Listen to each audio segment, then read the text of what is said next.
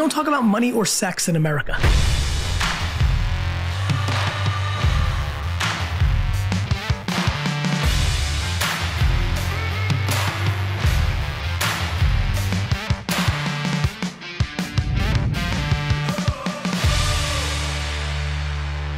Hey, ladies and gentlemen, I want to introduce you to one of the biggest appraisal companies in the entire nation. And this is going to be Mike Tedesco. You guys give a round of applause for Mike Tedesco. Mike, I appreciate you coming out all the way from Charlotte, North Carolina, man. Thank you, man. Appreciate you coming on the show. Man, it's excited to have you. We've had some great time, great dinner last night. Yes. And this interview is going to be interesting because I feel like there's so much hustle and grind and entrepreneurial spirit that you have. And a lot of times entrepreneurs may have that grind and hustle, but they've never built a $100 million company like you have. That's impressive. Thank you. Thank you. It's perseverance would be the key word there. Yeah, yeah. So of course I want to dive into this for the viewers because I want them to know, I mean, you got a lot of business owners watching, a lot of real estate investors watching, and maybe they want some inspired to build that $100 million company that you have that's growing even bigger now. And have all the connections, and you got every type of lender and on cell phone basically at this point. And I don't mean lender like Bank of America. I mean like the actual lenders above the private lenders. So, but before we get started, I want you to tell me a little bit about Mike. What was it like growing up, Mike? What was kind of that childhood? Give us a little bit of personal story about yourself. Well, Mike as a boy. Yeah. Very different than who I am now. Yeah. But I think every boy leads you to where you become. Sure. We grew up difficult circumstances. We grew up in Pittsburgh. Okay. A little bit of you're still repping it, huh? Still repping it. But it was a tough life. My dad was a steel worker. My mom had a lot of personal issues and problems, and she passed away from those. And my dad took care of them, the younger ones later on. But there were 6 of us. Wow. So you grew up, well, just poor. I don't even know a better word. We were poor. And there were 6 of us. And my brother John and myself, we were the 2 oldest, and there was a 10-year gap and 4 other ones. And it was a hard circumstance. When I was 16, about a month before my 17th birthday, I moved out on my own. I unfortunately never graduated high school. Wow. I wasn't able to at that time.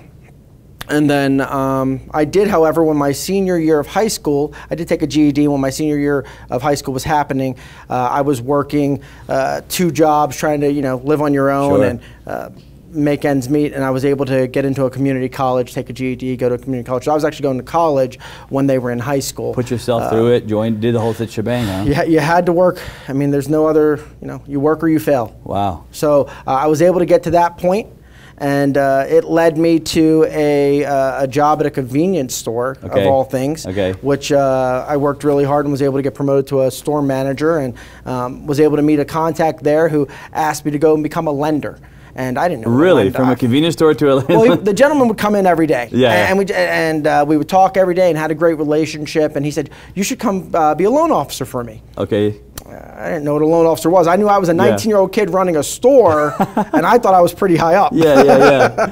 And he said, and he asked what I made, and I told him, and he laughed. And he said, $30,000. He said, "Come talk to me." Yeah.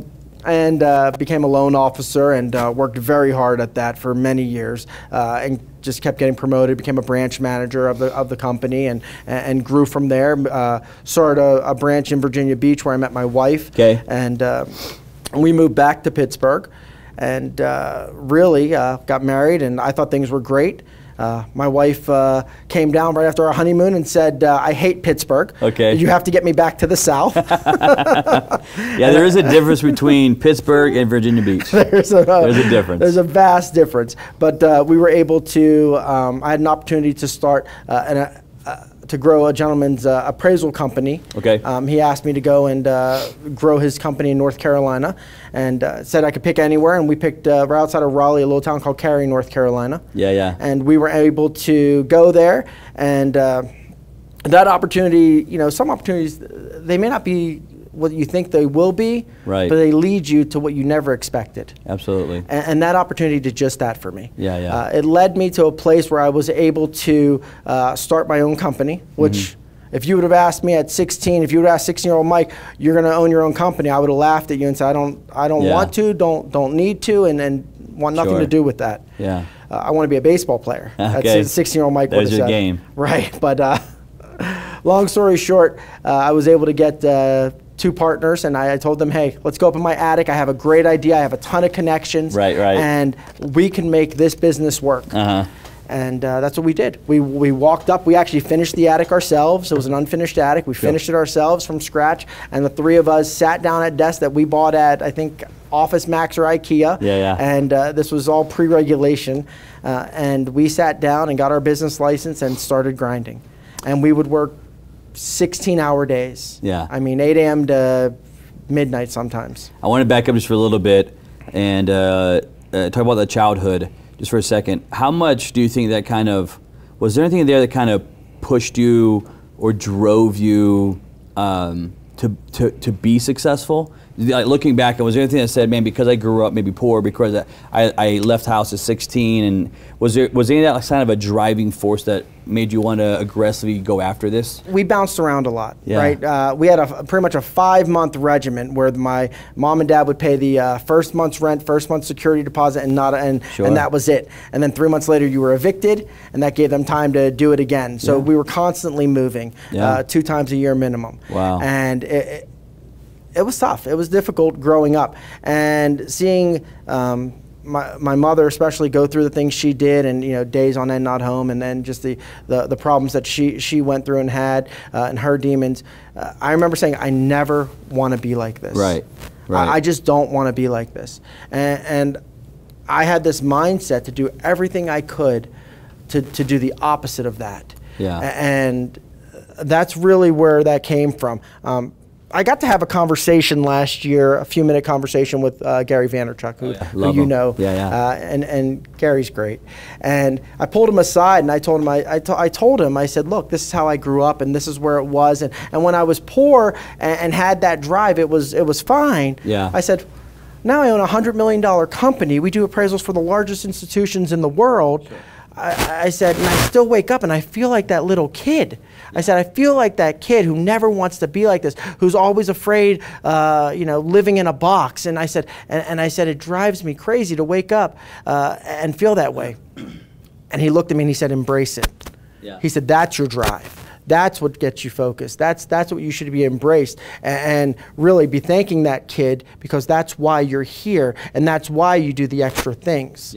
And he really added some perspective for me. Yeah, great guy. I think you met him you were speaking with him at a conference. I mean, you guys were both with this when you still have your business, and you were speaking at a massive event with him and met him backstage. So that was at, I believe it was the AIM conference. So Appraisal Nation, one of our biggest marketing platforms are mortgage conferences.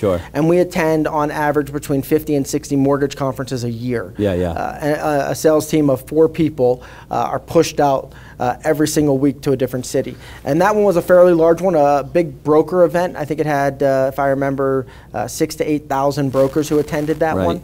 And Gary was there, and we had a chance to meet up at that one. Awesome, man. I love the story. Everybody has a different story of where their beginning came from. I look at you and think, man, what a driving force that you had of moving every 5 months and not wanting that process. You've done a lot of different businesses, but what do you do right now? What's your business right now?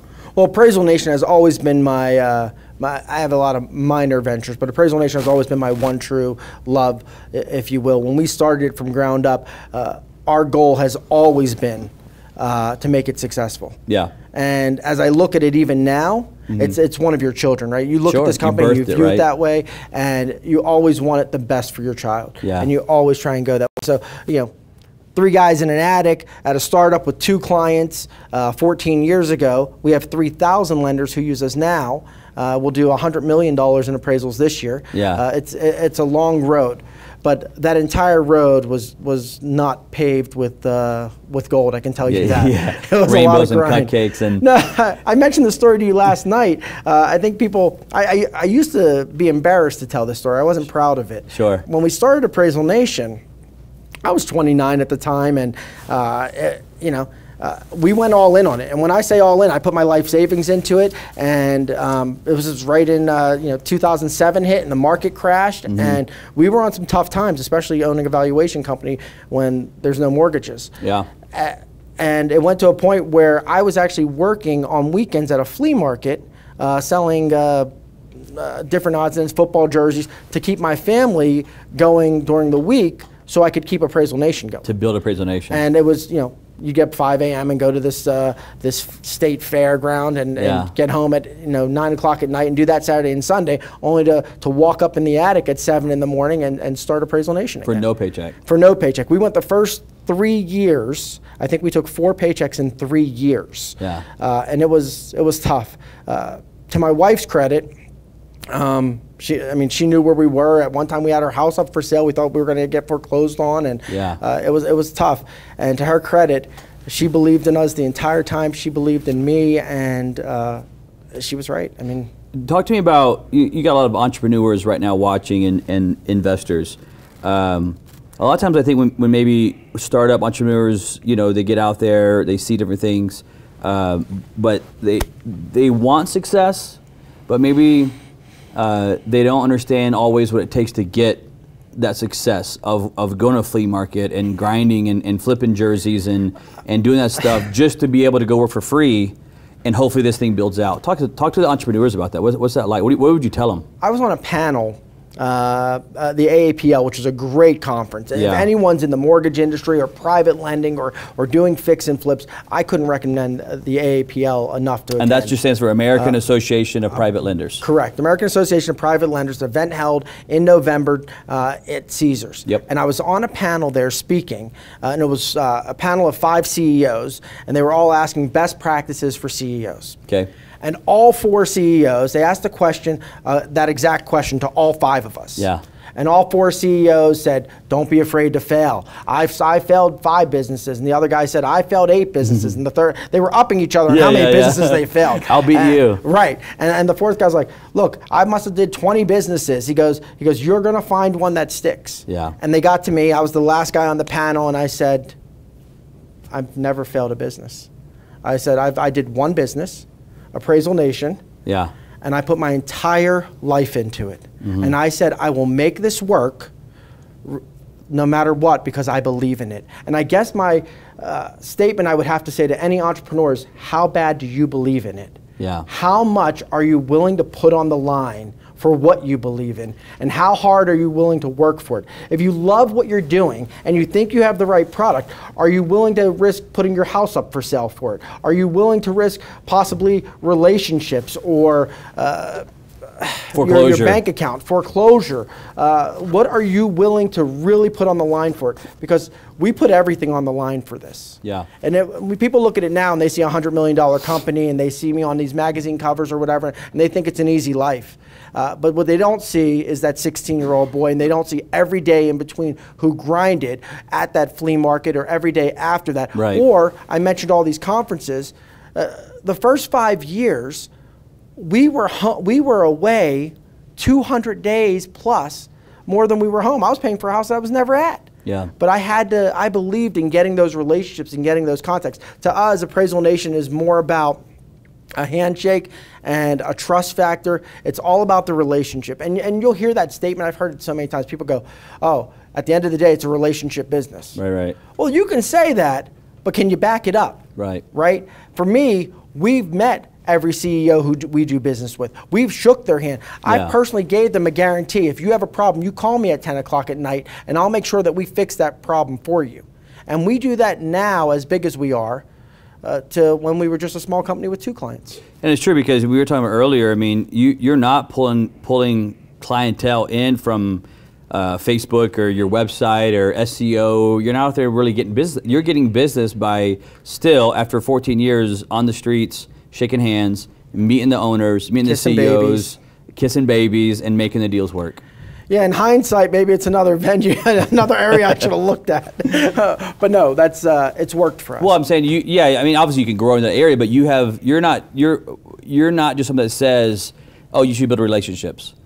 you've built a $100 million business off of strictly relationships. Relationships. And when we attend all these conferences, we find our best clients and we say, let me take you out to dinner, right? Let's talk about our families, right? Yeah. Because the first couple of years of Appraisal Nation, back in 07, 08, 09, I really tried to separate personal life from business. To me, I want this business to be successful and I'm willing to sacrifice my personal life to do it. Right. And then I had a realization in, I think, 2009 or 10, and I said, I'm not really being who I truly am unless it's both of them together. And my personal life and Appraisal Nation is part of my personal life because I put so much of it into me. Right. Right. And I am part of Appraisal Nation. And as I did that and really combined the two, not only was I able to grow the company better and build better relationships, but the friendships that we've been able to amass over the years and the things that we've been able to do with these friends has just been absolutely tremendous. You mentioned we were here yesterday. Yep. I got to golf with a great CEO, Jeff Tesh of RCN Capital, another really good private lender, and me and him got to shoot 18 together. And I wouldn't get to do those things if I would have separated personal life. Meanwhile, you build some of the best friendships that way too. Yeah. Again, I think it goes back to the original point of you build relationships, and while you're here, you came out here to do the show, which was a great privilege for us, but then you also reached out to clients and then started doing stuff with clients while you're here. You make everything relationship based constantly. You were telling me a story earlier about a client in Chicago that you recently reached out to at another event and took him out to had a great time with a person in Chicago. Yeah, no, Wally's a great guy, and we were, and Wally's not even a lender, but Wally's an investor for lenders, and he has thousands of properties, and we've had broke bread together, and we've had wonderful times together. But even here, I mean, probably a dozen different brokers. Even it doesn't matter if it's a person doing 1 or 2 or 3 mortgages a month, or if they're doing, RCN does over 1,000 a month, right? It doesn't matter who they are. We took the time and we visited some brokers and made sure that they knew that they're just as important. I love that. I wanted to talk to you one more thing, and I want to do some rapid fire here with you. And before I do that, I want to ask one more question. You brought up something that I think a lot of entrepreneurs maybe gloss over or don't spend a lot of time talking about, and maybe you could give some insight on this. You talked about your wife. Being a part of your support system and helping you kind of grow, be there for you in the business. What is it like as an entrepreneur when you are out there working those 16-hour days? And how do you kind of mesh those two together of having that successful relationship with your partner, wife, and then also having that successful business entrepreneurship at the same time? A lot of people fail at that. Well, we're 20 years strong, and I can tell you that a lot of that has to do with the grace of God. And a lot of that has to do with her patience. Yeah, her forgiveness. she's wonderful, and she really does. She takes care of absolutely everything. But she had an understanding. She knew where we're going. We sat down, had a conversation of what my goal was for Appraisal Nation and what my goal was for our family. And she came back and she told me what her goals were for our family. Right. And we've been able to accomplish those together. Yeah. That's awesome, man. You see so many entrepreneurs, business owners that I was talking to a guy recently. It's just like we put blinders on because we're so driven and so focused on getting to the end goal that we miss out on why we're trying to get to the end goal, which was to have fun with our families, our wives, our children, right? So that's the great thing that we get to do now. Over the last about 5 years, we've done such a good job of growing and having this opportunity where, as we attend a lot of these, when she does have a moment, our children are getting older. We have a 24-year-old boy, a 23-year-old boy, and a 16-year-old. And as they have gotten a little older now, she's been able to come on a lot of these trips with me. And anytime she has a free moment, I drag her to anyone I can just to spend time with her. Travel with her and bring her involved. Has she ever worked with you in the business? When we first started, she worked in helping put orders in the system. Yeah, that's awesome. So the first 3 years, she helped doing that until we got to a point where she didn't need to. Awesome. Let's shift gears here. I want to talk to you about a little segment that we call Rapid Fire, and we're going to go through a handful of questions here. Who is a better quarterback, Big Ben or Terry Bradshaw? Big Ben. Really, Big Ben? Absolutely. Okay, interesting. It's a different era. Yeah. You think football's harder now than it was back then? I think football was harder then, but I think quarterbacking's harder now. Okay. I think the speed of the game is much faster today. And that's much why. faster today. That's why. Let's see. Who is a bigger Pittsburgh icon, Mario Lemieux or Roberto Clemente? Wow. Two massive ones, man. And we talk about we talked about souvenirs and whatnot. That I collect baseballs, and I have a beautiful display. And Roberto Clemente is the one that I just have the hardest time. I cannot get it. Yeah, yeah. I got a guy.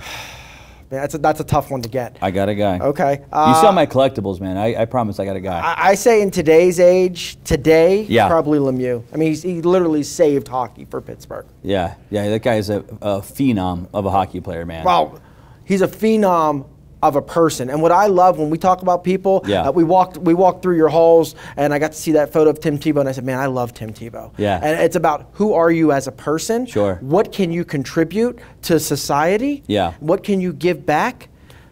And I love Tebow, and Lemieux does the same thing. Lemieux does the same thing. And Clemente did it too. I mean, that's obviously how he passed away. Sure, yeah.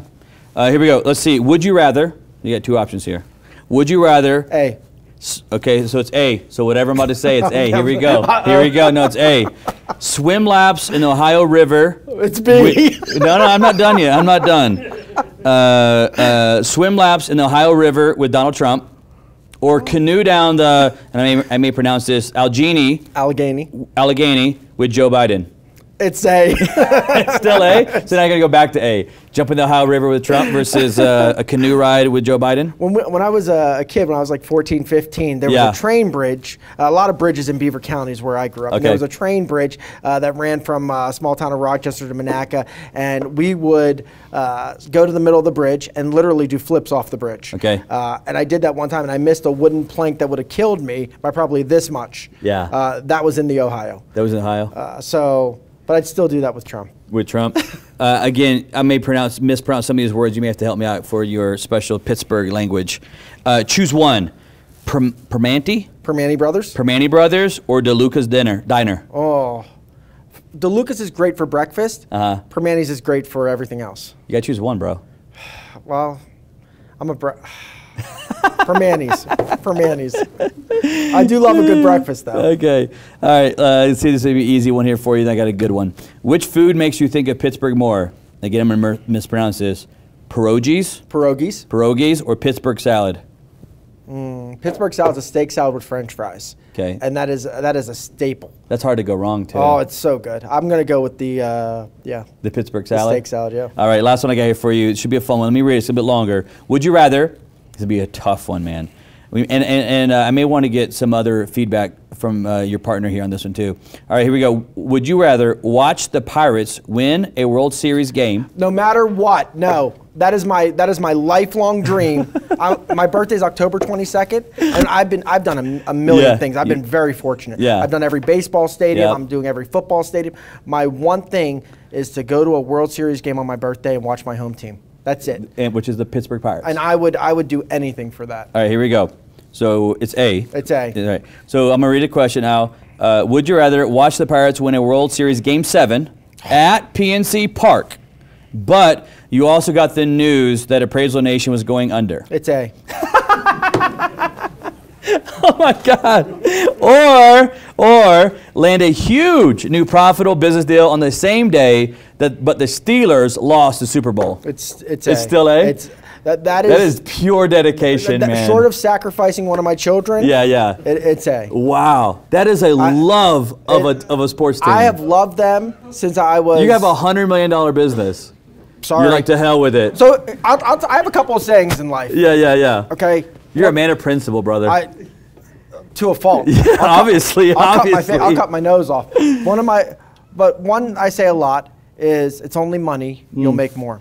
When you know what money is, when you know how to make money, money's just a conduit, right? Yeah. That's all money is. Yeah. So to me, it's only money, I'll make more. Right. I figured out how to make money, right? Perseverance, sweat, grit, determination, right? Now there's all these other areas, how to diversify, right? So once you figure that out, you'll make more. What you'll never do is see the Pirates win the World Series when you're alive, and I'm 43. Yeah. Right, and I haven't got a chance to. Yeah, they're, when was their last one? 78. 1978. I was 2. I remember watching the Braves. 79. I was a Braves fan a little bit growing up, not now because they're losers, but I used to be a Braves fan. How do you switch like that? I cheer for winners. This is a whole massive discussion, AC Sports, that people hate me for. but it's the truth of the matter. Okay, so I remember watching the Pirates and the Braves when they played. I think it was that was 91. Was it? That wasn't the World Series, No, though, was it? That was was like the division NL playoffs, right? Yep. And that was the freaking. They had Andy Van Slyke. Oh, he was so good. And Barry Bonds, I think, was on that team. Bobby Bonilla. Bobby Bonilla was on that team, right? Yep. And that was it had those old school Pirate white and black and yellow. Yep. Jim Leland was coaching. Sid Bream was at first. Yeah, I don't know if Tony Pena was still behind the plate, but that was a good team. Yeah, no, that was a good team, man. Not good enough to get to the World Series. Yeah. So I want to talk about a little bit. Let's move into, you've built this massive empire, and I want to give maybe some pointers and some help to some entrepreneurs about what some of the ways that you kind of built this massive empire. Again, because I think there's a difference. I talked to a lot of entrepreneurs on the show even, and maybe they've built a $5 million business or a $10 million, which is still super successful. But there is a different level when it comes to a $3 million business and a $100 million business. There's a different level when it comes to, I have my local business in my market, which is awesome, I support it, and I have a nationwide business that's out there, and that's what you've done. So I want to give some insight that really only someone like you would have. Talk to us about how you kind of came about building and some of the ingredients or people that was in place to build this business with you. No, you just said it when you said "and people." Key to any successful business is surrounding yourself with the most successful people you can. Okay. That has to be key. No man is an island, and if you think you are and you can do everything by yourself, you're only going to get so far. Yeah. Right. It's very difficult to build any nationwide company by yourself. You need to surround yourself with good people. Right. Right. Whether that's good tech people, whether that's good partners. Mm-hmm. A wonderful wife, right? Yeah, sure. People you trust. Mm-hmm. I mean, that's really important. So we were growing successfully. We started a nationwide model. I brought in initially 2 partners. Okay. And I told you, we walked up in my attic and started it. And we were growing 10% every year, even through 07, 08, 09. And we had an opportunity to get my brother. Now, John, he was a state politician. He actually ran for our state superintendent of North Carolina. Okay. And he put his whole life savings into this account. He had thousands of contacts for this account, and he was able to really do something great. He's a great feel-good guy. He just makes you feel good. Sure. Right? And he's one of those guys. And I said to my partners, I said, if we had my brother traveling and doing this, I said, we'll take this to another level. Right. And so we sat down and had a conversation, and sure enough, we were able to bring him into the fold. And since then, we've been Inc. 5000 the last 5 years in a row, and we've been growing no less than 15% on any year. And I think we grew 38% 2 years ago, year over year. Yeah, sure. 40% 3 years ago, and I think we even grew 25% last year. Yeah. So the growth has been phenomenal. And on that note, we actually have, not you just talking about it, we actually have your brother, John, one of the guys that helped kind of launch this thing to a whole other level, here with us. So in a unique setting here on Money is Show, we're going to have 2 guests on the show at the same time. So we're going to bring your brother out, John. And John, if you're there, come on out, buddy. John, good to see you, man. Good to see you, my friend. Thanks for coming out, brother. Thanks for having me. And appreciate you coming out. Thank you. And it's unique having not only 2 people on the show, but brothers. And then not only brothers, but business partners, associates here, and have built this massive, massive empire here. And I think probably both of you have probably some good stories about each other along the way, maybe, of some good times you guys can share. But John, I want to jump in here with you, and I want you to take us back. When what were you doing when you kind of got this call from Mike? Where were you? What was going on in your life at the time when Mike says, hey, we want you to travel and do this stuff? Tell me about it. So Mike stayed back in Pittsburgh, started his career early on, as he mentioned, being a lender and working his way up through the ranks. I went back out to Manhattan, and I started doing capital development, and I was doing a lot of that out there. Yeah. Worked on the nation's first $1 billion campaign for a university at NYU, taught development, did a lot of capital raising at that point. Yeah. And Michael and my dad and my younger siblings went down to North Carolina. He was trying to get me to come down there. Yeah. He originally asked me about coming to help with the business, and I said, why do I want to leave New York and go help hawk appraisals in North Carolina? You're in Manhattan at this point. Yeah, I'm like, why would I do that? Yeah. He told you we grew up pretty rough and poor. Sure. I was finally making it in life and doing well, and I was like, why would I do that? And he said, well, you're not hawking appraisals, jerk. You're helping your family build a business. Come on, you know? Yeah. And I he said, put the family card on you. He put the family card out there. And I said, all right, I'll make a deal with you. So we, as he told you, we never went anywhere. Didn't have anything, never had opportunity. And I said, you know all these conferences you want to go to all over the country? Yeah. I said, if you add one day to every single schedule in America where we get to do something cool together as brothers, I'm in. And since then, we've been to baseball stadiums. He agreed, and we've chased alligators on fan boats in the Everglades. You know, everything you could think of all over the country. And then, as Michael mentioned earlier, we started to incorporate our friends in the fold as well, and our clients, and they started to become part of that family, right? Yeah, awesome. And a lot of them feel that family dynamic with us, and then we'll go out to conferences and trips, and they feel like they're another brother, right? And they want to sort of share in the experiences with us. And some of it's good. Early on, we had to find our way a little bit. Right? People ask me all the time, what's your favorite part of working with Appraisal Nation? I go, hey, I get to work with my brother.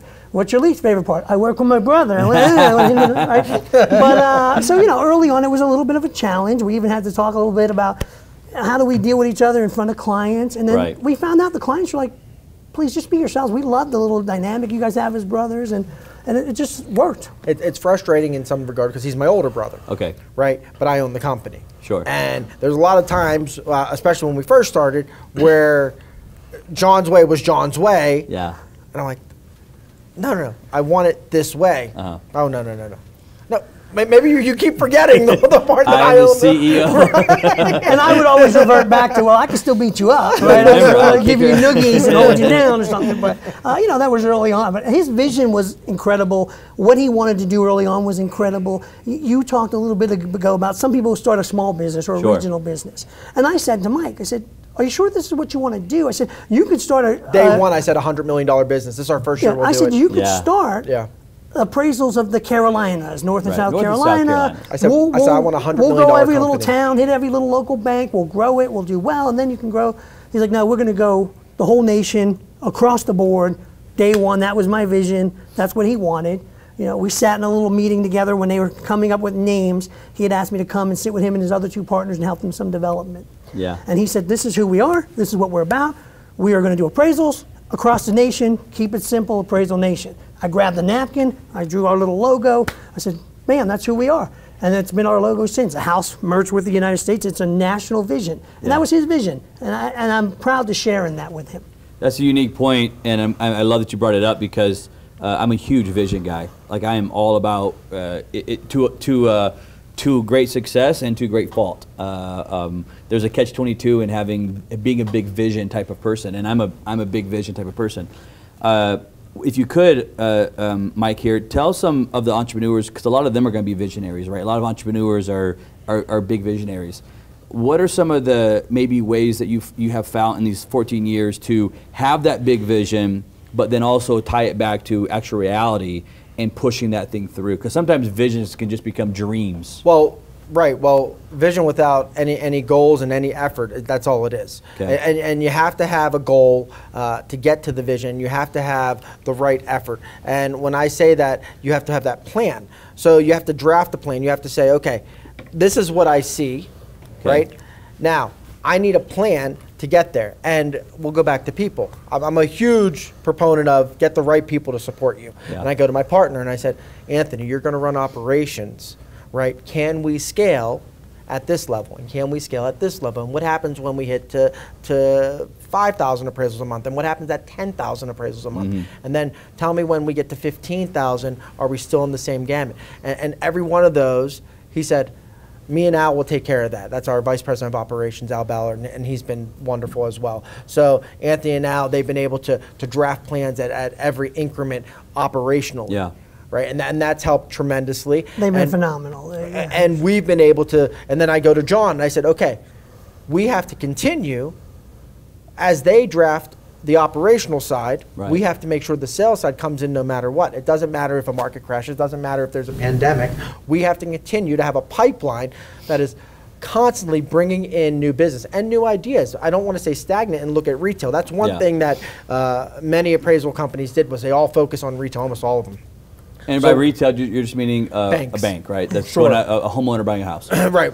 Well, that's what they think when they're buying a house, but there's a lot of other avenues, right? Wholesale lending is a great avenue, and there's some wonderful wholesale clients, and we said, let's go into this avenue and focus on the wholesale lenders, and that's independent brokers who have their own small businesses, and they go to great companies like UWM, and they say, hey, we have a borrower, and we want to get him into a product of yours so he can buy a house. Okay. And UWM says, great, use Appraisal Nation.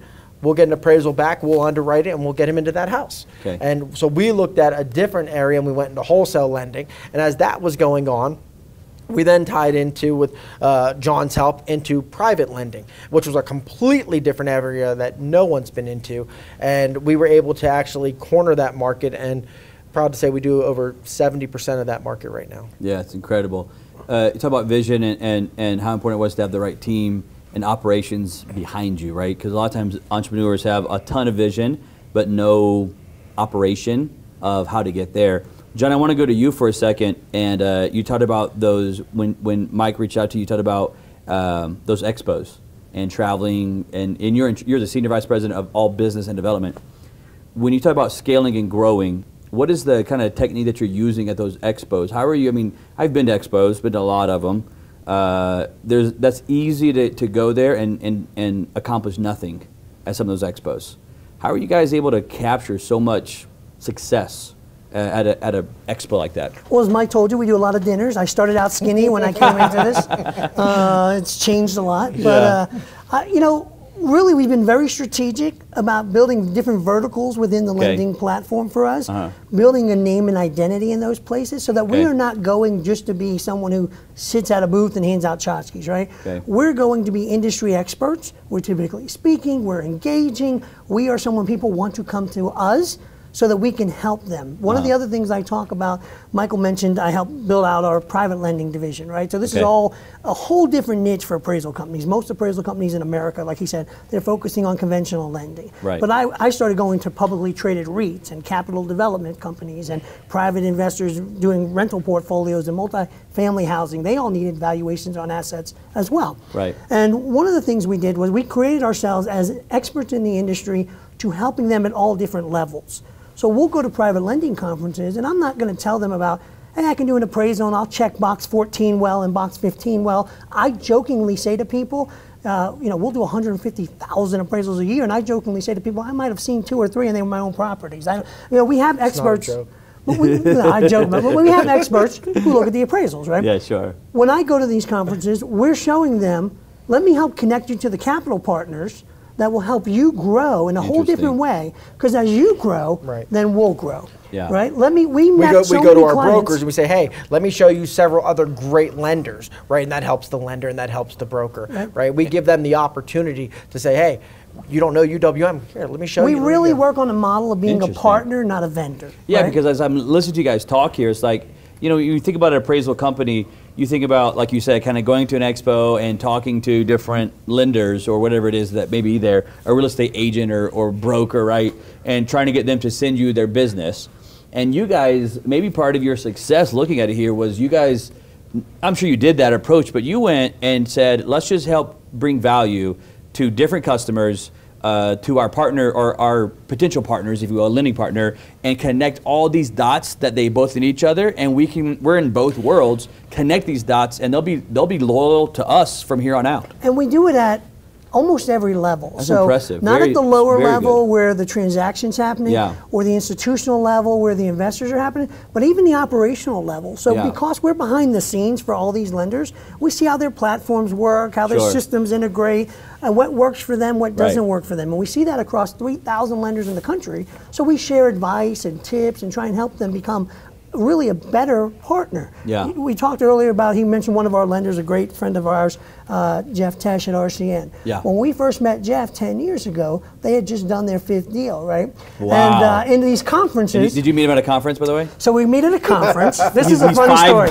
Five deals in. This is a good story, and this is a good brother story, all right? So Michael mentions this giant wholesale lender, UWM, great client of ours, great customer, good people. We've been working with for years. Okay. But I mean, they're talking thousands and thousands of units a month of appraisals, right? And we're living on a shoestring budget, mind And in you. our business, at this point, you are. At that point, this is going back probably 11, 12 years ago. In our business, everything's the units, right? We talk Okay. about a potential client. How many appraisals do they do in a given month? 500 appraisals a month, 1,000 appraisals a month, right? Right. And then that's how we live off the margins of the volume. Sure. So UWM at that time was 10 to 15,000 a month. They'll do 75, 80,000. So Michael's in Vegas. So they've grown tremendously grown it as too. well. But I said to them, we got in. I was excited to get in. I said, hey, we're going to host a party for you. We'd love for you guys to come. Yeah. They all said, oh, we're going to come. It'll be great. So we rent out Legazi's sports stadium, right? Which is a big place. And it was a huge expense for me. What you didn't have is what you're saying. Oh, his biggest expense. You were going major debt on this one. I wanted to show them that we care about them and we wanted to really shine for them. Sure. He throws a cocktail party at Emerald Legazi's place for 300 people, right? And I happen to meet this guy who goes to his first event ever in a completely different space. He's a private lender doing fix and flip. RCN, yeah. Jeff at RCN. He's doing fix and flip loans and everything. And I said to Michael, and I liked him. We hit it off. We had a good relationship. I said, hey, you know that big UWM party we got tonight? I met this guy today. You mind if I bring him? Mike's first number. How many does he do? How many What's units? the units? Right. I said I'm 5. I'm going to get on 5. I said 5. Mike goes, he does 5,000? Yeah. I'm like, no, 5. 500? I'm like, no, 5. What are you talking about? Like, he didn't understand the concept, right? And I finally said, no, they just did their 5th loan ever. And Michael looks at me. He always does 5 a month? No. And he goes, No. They've only done 5 deals. So Michael looks at me and he goes, and this is what a brother would do, right? He looks at me and goes, whatever, do what you want, right? Like he was just annoyed. You idiot. Right. I was like. So we get to the party. And something unique happened that particular night where UWM is based in Detroit and the Detroit Lions end up in the playoffs and the owner comes in, takes all the people out. And we get to the party. My guy Jeff Tesh comes, me and Jeff. We're sitting here at a party for 300 people. Nobody for UWM. And none of the UWM people went. No way. Nobody. We throw a party, tens of thousands of dollars for Jeff Tesh and his 5 loans. Right? And we've been best friends since. Yeah, you guys and Jeff are best friends to this day. So you throw this whatever $30,000 whatever party, assuming that you're going to get this massive wholesaler lender to show up. And they've been with us, and they're a great partner. Right. Just happened to be I unique bet you, timing. Matt, their owner, probably to this day has no idea of this story, right? Like him, he's like, I'm just taking my team out. There's this playoff game. We're going to go. Meanwhile, I had this giant place booked for the whole team. Oh my god! And nobody. So it's you 3. We had some other clients come. We had a few other Later clients. in the night, a few other people came, but basically it was us. We ended up with maybe 20 people there.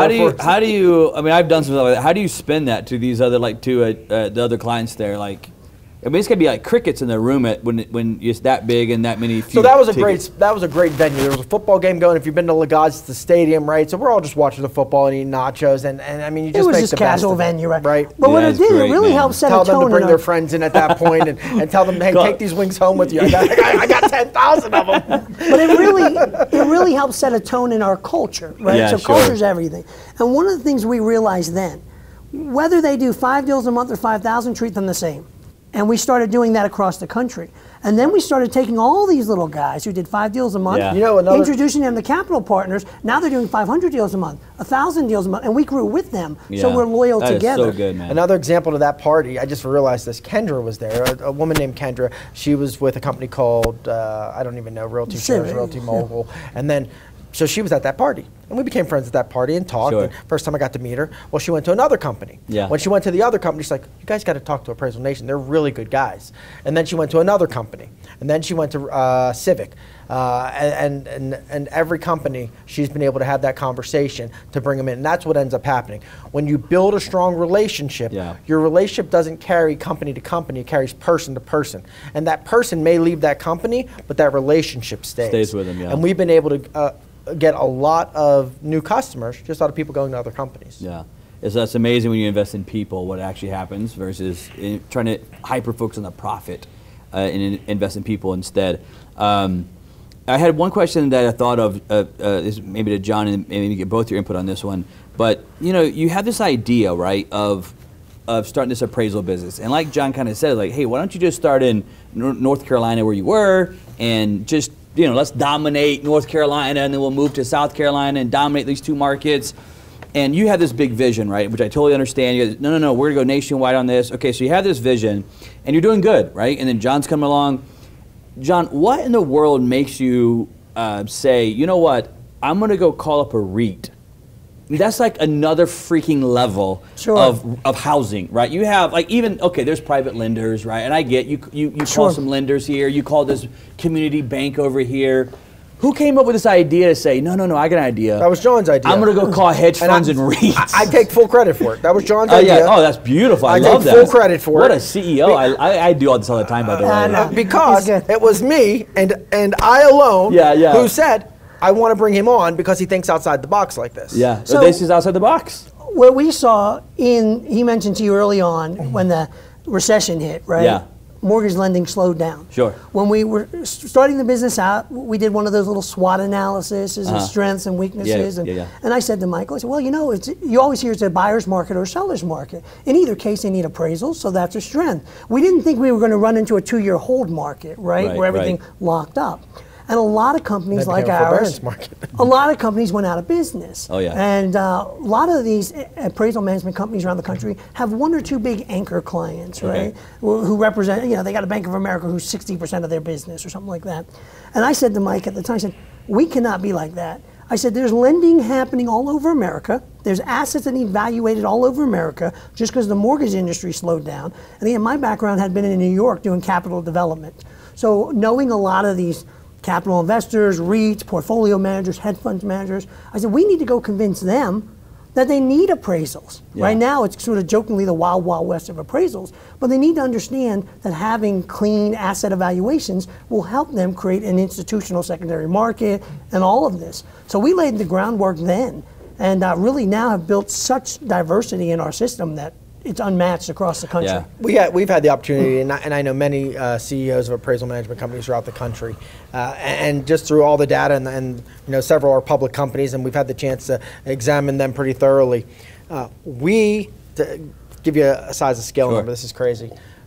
So we've talked to the largest AMC in the country, and we're always trying to bite at the heels and get at them. And I sat down and had a conversation with their CEO, and he says, "How many clients do you have?" And at the time, we just crossed over the 3,000 mark now. And when I say lenders, that's not brokers. The brokers are separate, right? Brokers go to the wholesale lender. That's actual lending companies. We have over 3,000 lending companies in our system that we do business with. At the time, I think we had like 2,000. I said, 2,000. And he looked at me like a deer in headlights. I'm talking, this the guy, their company does whatever, 300 million. Yeah. And publicly traded company. And he said, no. How many lenders? And I said, over 2,000. And I said, how many do you have? And he said, and he looks and bewildered. He goes, maybe 300? Maybe 3, but his are Chase, Bank of America, we got a lot of guys doing Citi. 5, but they stay with us and they grow into 500 and 5,000. And that's exactly what. And it's all about the relationships. And we have all of these relationships with all of these smaller people. And as they move on, we capitalize on the relationship. Yeah. And nobody represents more than 10% of our business at any given time. Most of the time, it's less than that. Which is a complete strength in businesses, because you see so many businesses that have one customer that ends up representing 73% of their business. That one customer changes their mind, hires a new CEO, whatever it is, market shifts, and then boom, there's a domino effect. I see it all the time with businesses. And that diversity of not just the client base, but the products that we're talking about, like REITs, really add to that strength for us. So in the traditional lending world, mortgages slow down in December. People aren't moving their kids at Christmas time, right? And then it picks back up. Well, because we have business assets who are buying rental portfolios or REITs, anytime. They're going in December. They're keeping busy in January. So our business is booming year long. Yeah, I mean, just listening to you guys, I'm hearing a lot of key takeaways. Hopefully the viewers are picking up this. I'm hearing the big vision. How do you build a $100 million company? Big vision. You cannot have a small vision without it. Big vision, but big vision has to have operations. Without that, you're never going to do it. I love this outside the box you're talking about of thinking, again, big, going after these REITs and hedge funds, which my point to that was like most appraisal companies in North Carolina may not be calling up freaking REITs. Well, I can tell you this, and on another statement would be, I always say, if you think like everyone else, you'll be like everyone else. Yeah. And almost everyone else is small. Sure. So you have to find a way to differentiate. Yeah. And I'm sure you've heard that in any business. How do we differentiate? Yeah, how do you yeah. Right? And we differentiate through our relationships. We differentiate through our private lending sectors. So you have to find that niche. And what do you do? And then do it well. Right? That's the other thing. We could do private lending and we could have failed at it, right? Sure. But we take the time. Every single lender that we work with has their own set of instructions, has their own team that we have in our office that focuses on that specific one. They follow their specific instructions. Every appraiser has to know that. Some teams have their own specific appraisers for their teams because their work is very unique. Yeah. Well, I think that's another important factor. So adaptability, right? So along with the right people, the right vision, and the organization, it's the ability to adapt, right? Okay. So in our case, we're talking about these other types of clients. Most of these other appraisal management companies aren't built for that, right? And we had to adapt along the way and sort of transition our modeling a little bit, how we do our servicing, how we respond to clients. What a REIT might need to say, hey, I got an asset with 3,000 pieces in my portfolio. We want to send you 500 a month, and every 6 months we're going to reevaluate the asset, right? Well, that works a little differently than John and Susie Q home buyer going to Wells Fargo for a mortgage. Right. And most of these agencies weren't built for that. So we built a bulk division that simply works on bulk portfolio assets with a manager for that works on investor discounts on large scale assets like that. But we had to adapt that way, right? Same thing with our products, our servicing, for all the types of unique private lending things, companies that do fix and flips. Well, you can't just auto-assign that to someone who does FHA loans. You got to call them, you got to talk to them, you got to explain to them, hey, here's a rehab budget with this is the scope of work that's going to change with this project. So we've really built a whole adaptable model that many of these other appraisal companies couldn't do if they wanted to. We've had some come to me even, and we've joked about it. They've come to me and said, hey, can you help build a private lending thing for us?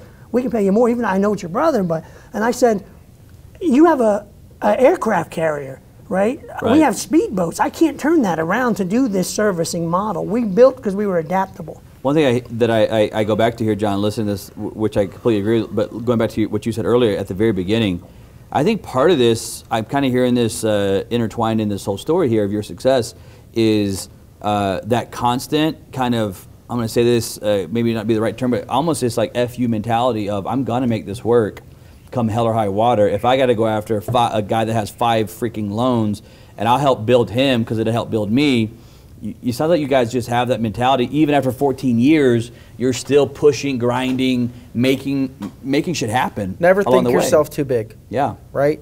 So get big, stay humble. Yeah. Right? So for us, as big as we try to get every day, we stay humble. I still think of Appraisal Nation as the small AMC. Yeah. Right? We're the small AMC every day trying to make it work. Like I told you with Gary Vee, he said, keep that drive. And I try to keep that drive and focus on it. And when a person calls up, I had a broker call me yesterday, 11 o'clock at night, broker calls, and he's just upset about a file. Yeah. Now, first off, people are like, well, why would one broker, when you're doing 20,000 appraisals a month, get your phone number to call the CEO? And it's because I put my phone number out there. That's why, right? Because if he's upset, then he could upset. Then I don't want him to be upset. He's my customer. Every interaction we have, that's who my customer is while I'm interacting with them, right? And I want to take care of every person when I'm talking with them. I love it, man. I want to take a second here and kind of shift gears with you guys and talk about some favorites.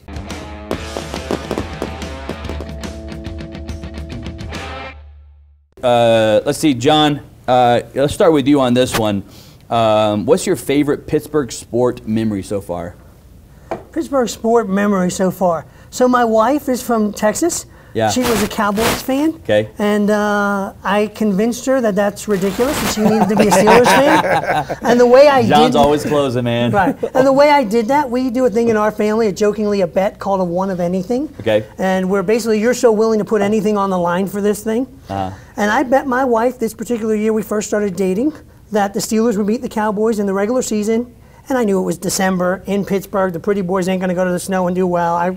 No problem. Yeah. We won. Okay. And my one of anything was she had to drive me to Pittsburgh for the playoffs. And I knew they'd be in the playoffs. They've been in the playoffs 33 of the 52 Super Bowls, right? They've always there. I said, you got to drive me to Pittsburgh for the playoffs, host a Super Bowl party for my friends right at the stadium.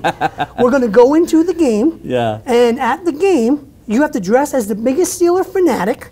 And you have to cheer your head off because if they lose, you have to do a polar bear plunge in the Ohio River. Oh, my goodness. Right? That's my one of anything. Of course, she lost. We did that. They won, beating the Ravens that year and going on to the Super Bowl. Yeah. My wife came home and hung up a Troy Polamalu flag, and she's been a Steeler fan since. Oh, that is a great story, man. You guys got some good ones.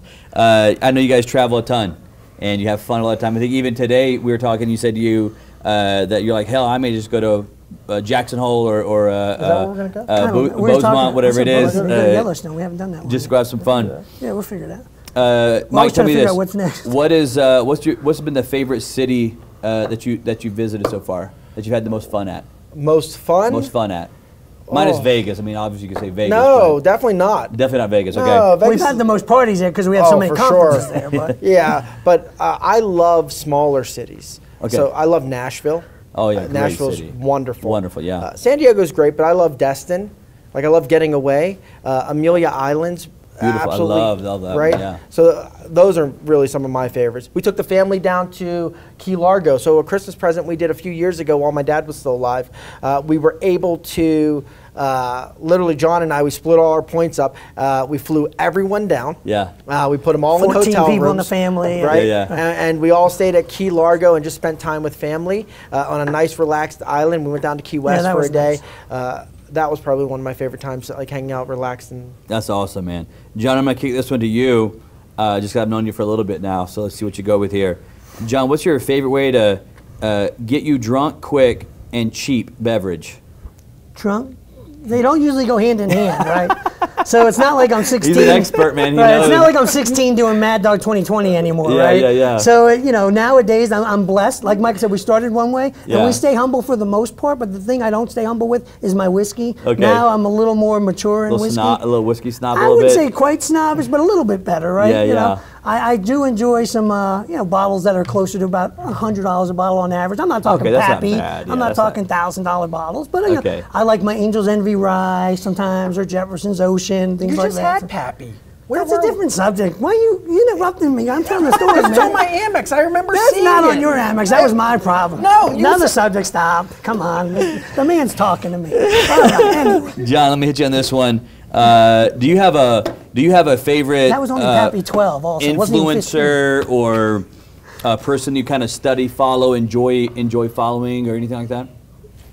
You said John or Mike? Oh, I'm sorry. I said John and Mike. Oh, Mike, I apologize. Well, I mentioned Gary Vee to you. Yeah. I love, one thing that I try and do, we talk about staying humble, keeping it real, being honest, being authentic. And when I say being authentic, not for the sake of being authentic, but you're always going to be more successful when you truly are who you are. Yeah. And he does a lot of that. I think he does a great job with that. Yeah. So I really appreciate his words of wisdom. Awesome, man. I'm going to ask both you guys this one. May I take a shot at that answer? It's just because I think it's important for myself and I think Michael as well. So he told you a lot about our story growing up. We were very fortunate. I always say we've done this all by grace and grit, right? Yeah. The grit's certainly the part you're hearing about. We grind it out. But there's certainly been blessings in our lives along the way. And when we were small children, we had the opportunity to find a mentor in our lives, a role model in our lives, a pastor, a gentleman named Anthony Sobieski, a wonderful man. And he and his wife became like grandparents to us. Right. They were in their 60s at the time, retired from Westinghouse Corporation in Pittsburgh, wonderful people. And they ran a small church, and at that time, we ran there were times where we were the only two people in the church, small. Okay. At that time, though, we ran sort of a dual track, in life. We saw, he mentioned my mom having in and out of jails, rehabs, programs, issues like this, moving every 6 months. And then we saw what it's like to have a family who cares about each other. Not only, certainly he was a pastor and he taught us about the Bible and things like that, but he also taught us how a husband treats a wife, how a man commits to his community, how they're involved in different ways, right? Yeah. And throughout his life, he taught me how to read. I learned how to read as a kid by learning verse by verse in the King James Version of the Bible. So when I went to school, when I went to school, Middle English wasn't a problem, right? He taught me how to drive. He taught us how to fish, everything. He taught me how to deal with women. He said, John, play it cool, remember? Be like a duck. Be like a duck. Be like a duck, be smooth on the water, paddle underneath, right? Wow. But he was a huge influencer in our lives to the point where even as a kid, they used to have little tape recordings of his messages in the church, right? And I have some of the old tapes I still listen to today. I've digitized them and listen to them on planes sometimes, his words of wisdom. So I would have to say he was certainly a big influencer for us that helped shape the kind of men we've become. I'm very proud of. I always say I'm I'm proud of the man I've become, but I'm looking forward to the man I'm going to be, right? The guy I'm going to be in 5 years, he's going to be awesome. That guy's going to be cool. You know, I mean, I'm cool now. That guy's going to be even better, right? And that, a lot of it is those influencers. Plus, it's the people we surround ourselves with today. Surround yourself with better people. Brother Anthony taught me something when I was young, and I mean, wonderful man. But he said to me, one time he was preaching, and he said, love your neighbor. So after, I'm 8 years old, maybe 8 years old. So the service is over. It's a Sunday night. We used to go to church, so we would try to escape our house. I mean, it was tough goings, right? And he would come in this little beat up van, and he'd pick John and us up. So it was easy, you know. So anytime he could pick us up, we were like, please pick us up, get us out of here. And little church van with duct tape. So he'd come Sunday morning, Sunday night, Wednesday night, and we'd go all the time. And I remember, I think it was a Wednesday night. It was maybe 3 of us in the whole service, and he did the full service. It didn't matter if there were, he did the whole shebang. There's an 8-year-old and a 10-year-old boy there, and I'm still doing the whole service. Yeah, that's awesome. And he told me one day, he said, if I could change one life, I've made my life worthwhile. And I remember after service, he said, love your neighbor. And I walked up to him and I said, you say love your neighbor? I don't know my neighbors. I said, he says, when you meet someone on the street, are they your neighbor? I go, I don't know if they're I don't know. He goes, they're your neighbor. He goes, and if you meet someone when you go somewhere else and when you grow up, they're your neighbor. He says, love where you are at that moment. Help where you can help, always. And it was a very poignant thing that had always stuck with me. As I got older and traveled so much, you know, the homelessness in this country, it's awful. It's so sad. And I used to, you know, I was always focused, like you said, with the blinders, right? We're always just going, walking past them, everything. And my wife one day, she stops and she gives someone a $5, and I said, what are you doing? And she said, you don't have 30 seconds? I said, he's probably going to spend it on alcohol. She goes, what is it your place to judge what he does with it? And she says, and then she hit me with the same line, not knowing that he hit me. She said, love where you are. She said, you give where you can give, and you leave the rest in God's hands. Right? And from that moment, it changed my perspective about what we can do to help the world around us.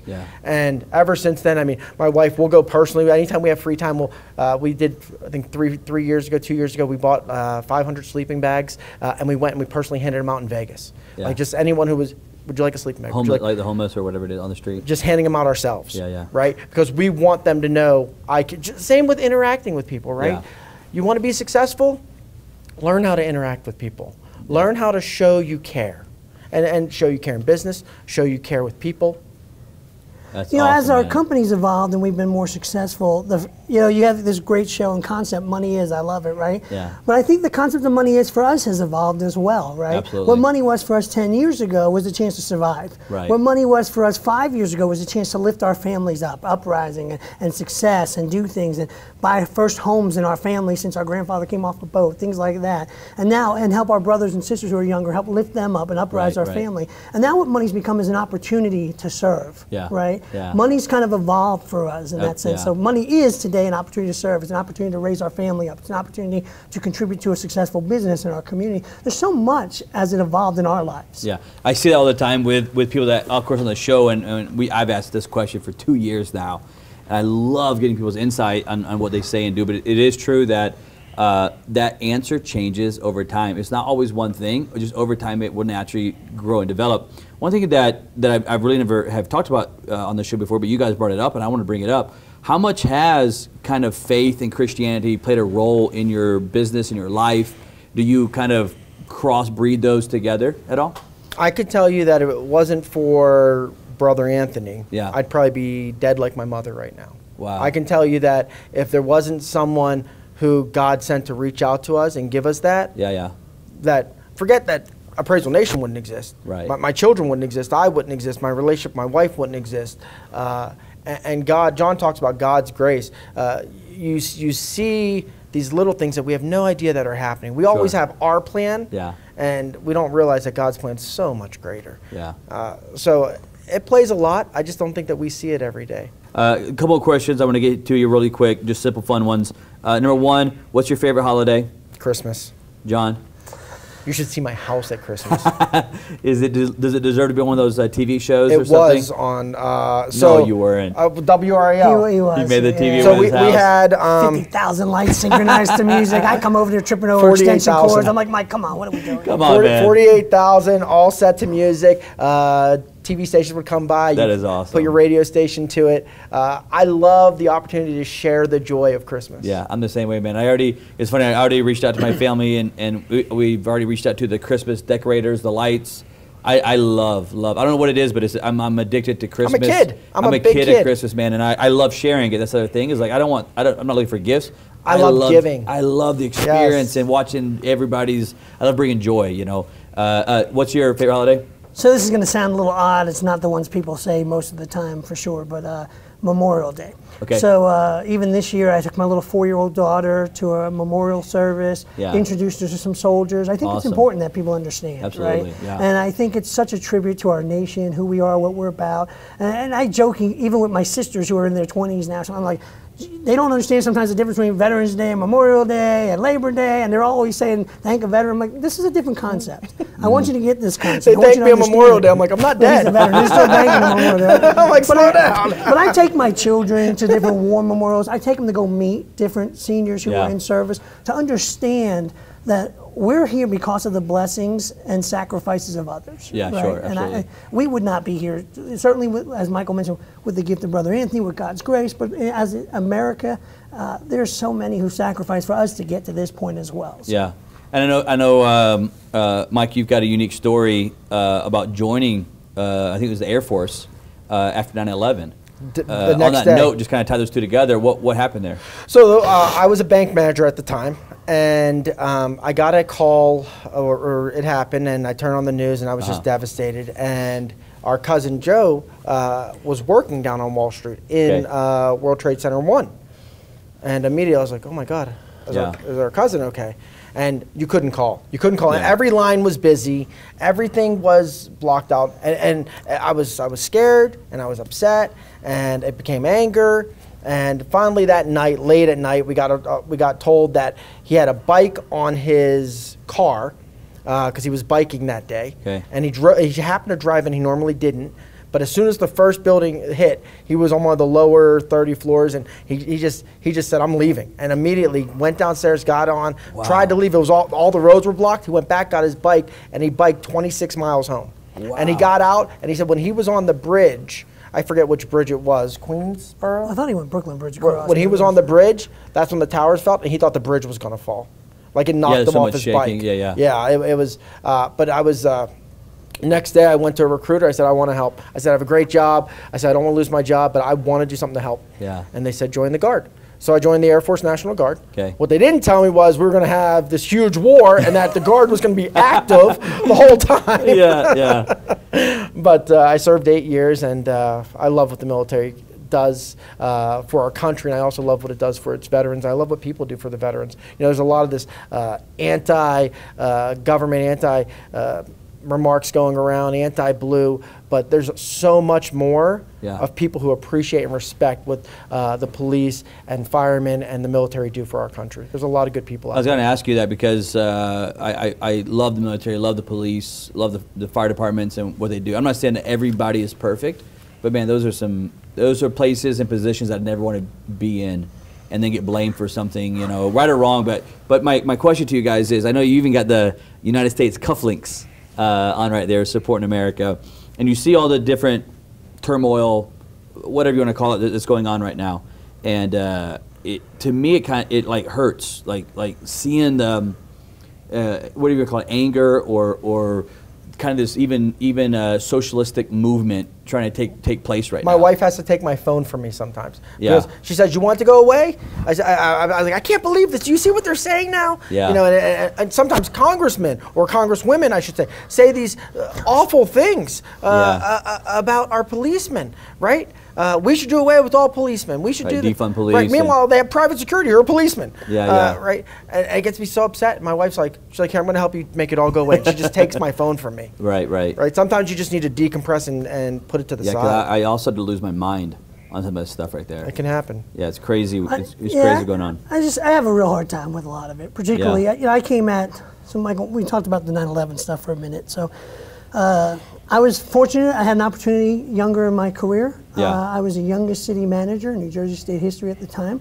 leading town right across from Manhattan, and then helped lead the largest maritime rescue in American history that day. Okay. Right? So we had a great mayor and council and our police chief and fire chief, and I'm the city manager in this town, and all of a sudden when the towers hit, I'm standing there just looking at this, and now I'm put into action into our FEMA emergency readiness plan. Well, Highlands controlled. He was borough administrator for Highlands, and he controlled the ferry from Wall Street and they to were New evacuating. Jersey. All of a sudden, I get my whole team on the docks, and we're setting up hazmat units, and we're evacuating tens of thousands of people that day. And I'm watching the smoke's coming across. We're choking, and we're watching the buildings fall. But people are jumping on the boats, they're jumping in the rivers, they're trying to come across. Yeah. And from that morning till 2 o'clock that night, I was on those docks, and we were washing off people who are covered in blood. We hear about the 3,000 who died. We don't know about the thousands more. Lost a finger, lost an eye, damage for life, very injury. And we're taking care of these people and triaging them that day. And what I saw policemen and firefighters do, not only that day, and then all of a sudden we became a hub. So we went from rescue operations and recovery operations to then help rebuilding, right? Well, there was nowhere to stage in Lower Manhattan once the buildings fell, right? So all of a sudden this sleepy little town is lined up with 18-wheelers and tractor trailers with dog food and search gear and everything else. And I'm going back and forth each day. Our teams are doing split shifts, even our garbage men. Pick up garbage in the morning, afternoon, load the ferry boats with supplies. Let's get back on the other side, coordinate with Giuliani's team over there, and work on getting the supplies back in. And I'm back and forth. And I mean, when you see it in the rubble, it's different. When you're smelling the burntness of the buildings and unfortunately other humans, it's incredible. And to see our firemen and our policemen who ran into these buildings, who spent the next month digging through rubble to help people. And to hear how they're disparaged now, and again, I understand there are a few bad apples and everything, and there are some people who've done some bad things, right? And even police officers, and that's why we have a justice system, and that's why they should be prosecuted, and we should go through that. But to disparage them across the board, when these are the people who would sacrifice their lives for us on the home front, right? I told you I love Memorial Day because who sacrificed their lives across the way? But who ran into those burning buildings? Those were the guys I was standing with as we were washing people off. Those were the guys who stood next to me as I had to take a widower into a police-taped parking lot at the ferry terminal to pick up the car of her husband who wasn't coming back, right? Those guys were there not only at that time in our history, but throughout our history, throughout our communities, when there's fires, when there's hurricanes, when there's floods. These are the guys and women who step up in this country. And I think it's our job as individuals to defend them as best as possible. Yeah, I agree 100%. When appropriate, obviously. Yeah, of course. And it's amazing because I even think about they're running into these buildings, at 9/11, and then you stop and kind of think about what they were actually paid. Like, it's like they were getting paid, $800,000 a year, and this was their job. I mean, these guys and girls are on the bottom of the totem pole kind of for pay, especially considering politicians and so forth. And they're the ones running in there into the building, giving up their lives and so forth. It's a crazy, crazy thing that's happening. So one thing I want to do is I got to get two more things here. I got to do some predictions with you, and I want to get both this with you guys here. We'll do some 8-ball predictions going into this thing right here. Will Trump win North Carolina in 2020? First, I'm gonna both of you do it because I'm gonna use this stuff later. So, Mike, you go first. Well, John is a political science major. Okay. So he's gonna give you the technical reasons. A 30-minute dissertation on it. No, I'm not. No. But yes, not only will he win North Carolina, I think that he'll win by a landslide. You're calling a landslide victory? You think the silent majority is going to take over? Here's the easiest way to do this, to me. When Hillary Clinton and Trump had their numbers, right, when they were predicting it then, they had her winning by 25 points at one time, remember? Sure. In the poll, he never got closer than 13 points. And he won by a landslide then if you look at the numbers, the electoral votes, right? Right, yep. Now they're calling it the same media, using the same people to poll, same polls, right? Because the people who actually go out and vote, they're at work when these polls come out. I've never had one ever hit me up. That's the problem. Right, I've never gotten one. Never got a poll. I'm working. Right, so the people who are getting polled, they're home. Yeah. Right, so when you really think about it, and now you see how close it is, 50-50, it's going to be a landslide. It's going to be a massive landslide. I was on here with Sean Whalen, if you guys know him or not, and he predicted, we made a bet, and he predicted that Trump's not only going to win, he's going to win by the largest margin in the history of presidents. Is what he predicted. I think the Reagan-Mondale the 72 Nixon race and the Reagan-Mondale race. So I bet him Yankees. You won that bet. I bet him that whoever loses has to take each other to a Yankees game and to a weekend trip in New York City because I'm a Yankees fan. Because again, I cheer for winners. John, go ahead. What's your poll here? I've personally campaigned statewide in North Carolina on a ticket with presidents and governors for Secretary of Education, the state superintendent, all 100 counties. Seeing the data in the state now, I have a lot of friends that are showing me the data. I think Trump wins North Carolina by about 3 points. North Carolina in Obama's 2 terms was the most purple state in America. Okay. The closest either way. We're very purple at this point now. But I think Trump wins in general in the general election, and I'll tell you the main reason why is Democrats for the last 75 years have not won with elder establishment. They won with youth and hope and change, right? So Kennedy, Clinton, Obama, right? That's where they win. They excite a base that says, hey, I want youth, I want change, I want something new. They get excited. When they run a John Kerry, when they run a Joe Biden, they don't win. It doesn't matter. Joe Biden won't even remember. Dude, it's he's rough, right? They think I'm the rough one. This guy here, I'm the nice guy. Here we go. Here, Mike. Who will win the Final Four first, or next, I should say, Duke or UNC? Oh, I'd like to say Duke. I'd like to say Duke. You like to say because I go with my heart, right? Yeah, so I'm cheering for him. So you're pulling for a Duke to pull it off. John, UNC. UNC wins it? Yeah. Are you a UNC fan or Duke? No. I don't like college basketball. So and I hate to say that from Raleigh, right? They look at me funny. That's like it's like sacrilege. But when I was in Manhattan, that's actually like what do you call like scripture down there? I'm walking away. Religion down there. Yeah, when I was in Manhattan all those years early on in my career, I became a big Knicks fan. Loved Patrick Ewing and Pat Riley. And that was my thing back then. Oh yeah, Johnny Starks. You like him? Yeah. Last one I got for you guys. Will COVID delay the 2020 election? No. No. You think it happens on time? No. Yeah, pushback? Everything happens on time. I think, depending on how things shake out, you could see a few days of counting a few states and things like that. But I think it all happens on time. It all goes out peacefully. And I think what happens is about a month after, we see the change of politics in America, right? Okay. So much of this is geared towards politics. Certainly, COVID's a real thing. It has real issues. We have to have real concerns. We have to take care of people, all of that. But so much of it's being sensationalized, right? Right, sure. What's going to happen after the election? The reports of COVID deaths and COVID stats and COVID cases is going to go from once a day to once every other week to once a month to once. And it's going to fizzle out. It's not going to be as sensationalized. Vaccine in December, forgotten in January. It's not going to be as sensationalized because there's nothing to win at that point. Yeah, Mike, you weren't joking when you said he was political science and was going to go into the deep side of all this stuff. Oh, yeah, for sure. I was quick. He says he was quick right now. I think it will happen on time. Don't be surprised you see a lot of hanging chads. Oh, really? Yeah, I think you'll have some issues. Interesting, man. Here we go. I want to get this right here to you guys. So this is for Michael here.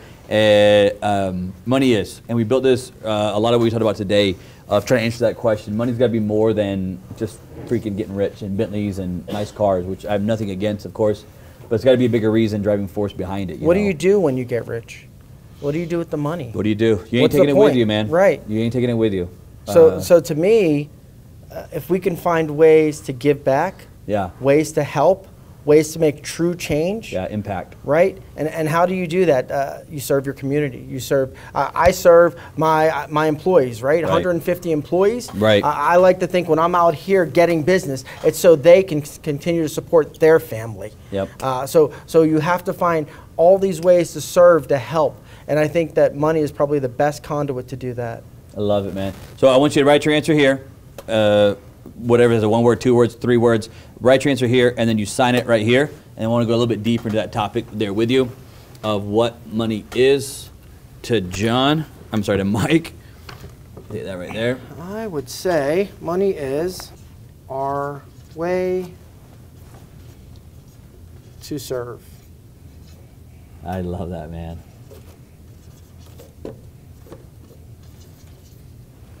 Oh man, that is so good, and it's so true. Being this is the person you are. So for those on the show, to get the CEO answer of $100 million plus business, his answer for money was money is our way to serve, and that's coming from a CEO of a $100 million company right there. Mike, I know that's a lot of this is near and dear to you. Those watching, you can't always see all the emotion on the show, but going back to like when you're talking about helping people and your pastor Anthony and all that stuff, man, you could see like the emotions coming out from you because you want the sleeping bags and all that stuff. It's something you don't typically talk about, right? Yeah. Like we don't do those things to talk about those things. We do those things because we want to serve others. We want to find ways to help, to give, because we love others. Yeah, I love that, man. John, what's your input here on Money Is? Certainly, it's an opportunity to serve. That's what I said. You know, it's an opportunity to help raise our family up.